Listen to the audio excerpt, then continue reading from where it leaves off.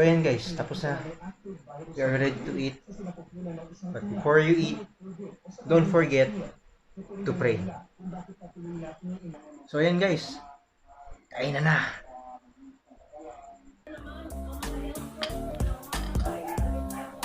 Pwede rin natin itong gawing mukbang.